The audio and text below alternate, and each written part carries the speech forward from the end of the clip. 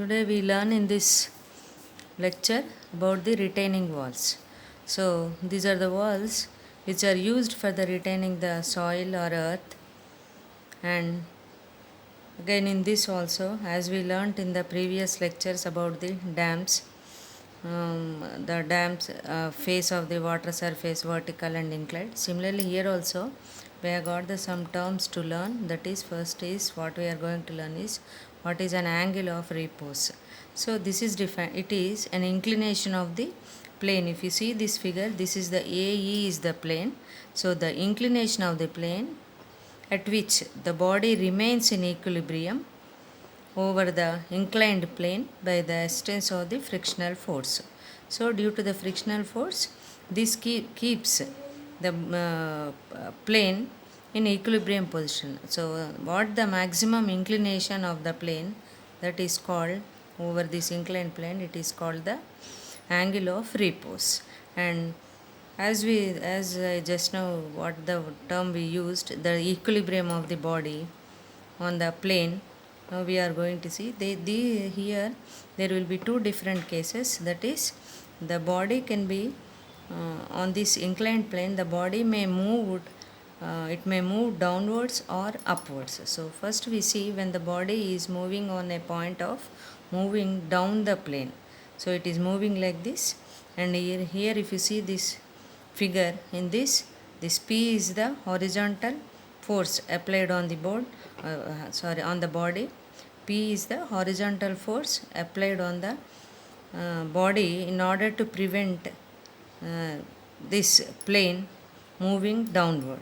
And of course this W is the, as we were already known that W is the weight of the body, and this theta, if you see in this figure, this is the angle of the inclination of the plane. So this is the angle, theta is the inclination of the plane, and here this is the phi.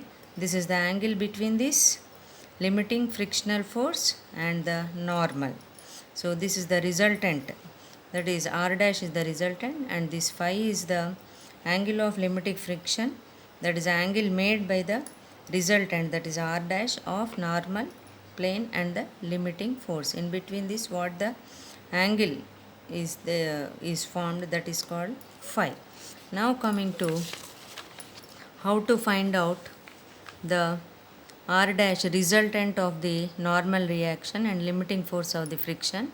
So here we know that there are three forces acting, that is, one is W, the weight of the structure, and this P is the water force, and this R is the frictional resistance. So as there are three forces acting, here we apply by applying Lami's theorem to these three forces acting on this particular body. We take that, we know the relation already, that is P, this horizontal force P by sine angle between this W and the R dash. So P by sine angle of W, that is the weight of the structure, between the weight of the structure and the resultant of the forces R dash, that is equal to the W, the other weight, that is W by sine angle between the R dash and P. So the same thing here, it is written here, P by sine of angle between W and R dash is equal to W by sine angle between the R dash and P.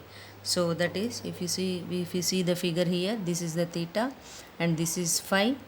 The angle between the plane and the horizontal force is theta, and the angle between the resultant R dash and the normal force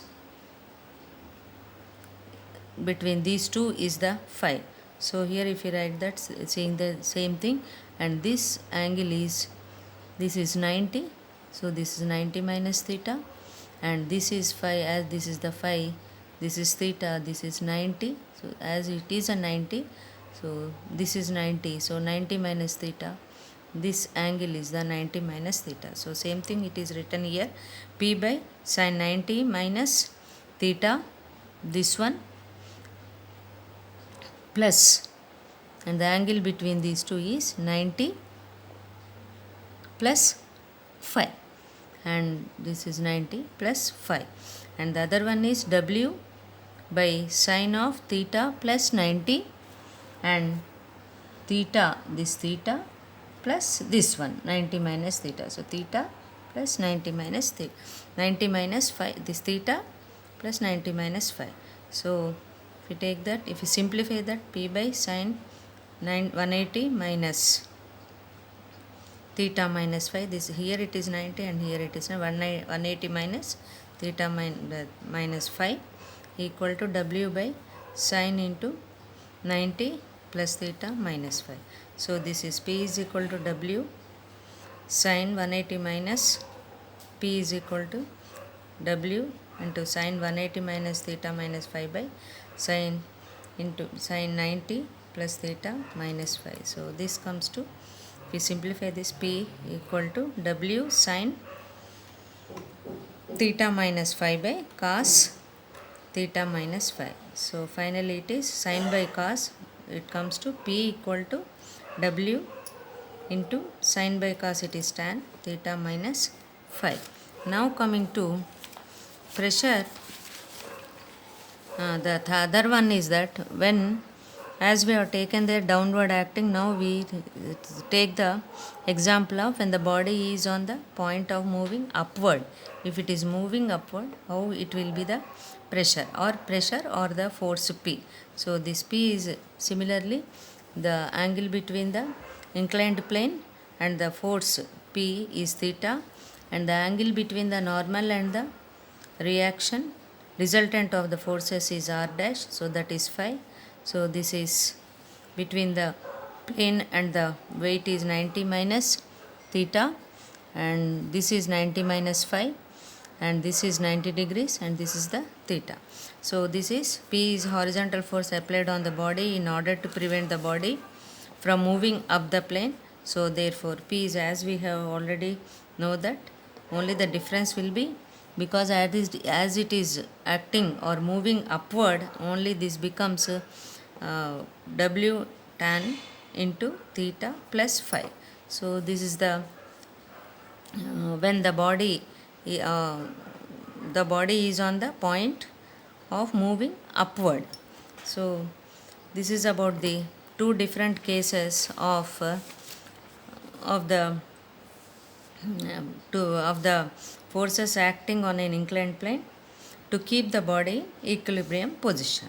Now the same earth pressure or the forces acting due to the weight of the structure, there is a theory, Rankine's theory, for this earth pressure. How this earth, because the retaining wall is these are the walls constructed or used for retaining the soil or earth aside.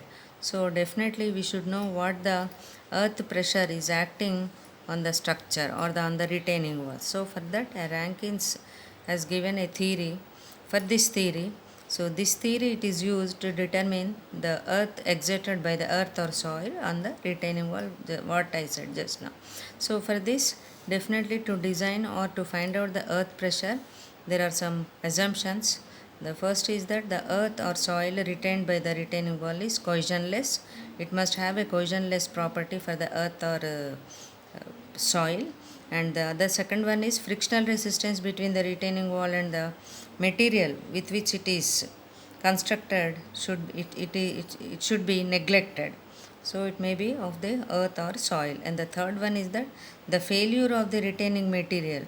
So the material with which we are the material what is used to construct the wall, that failure due to that material, it takes place along the plane. So that plane is called rupture plane. So these are the assumptions what we take for the Rankine's theory to find out the earth pressure on the retaining walls.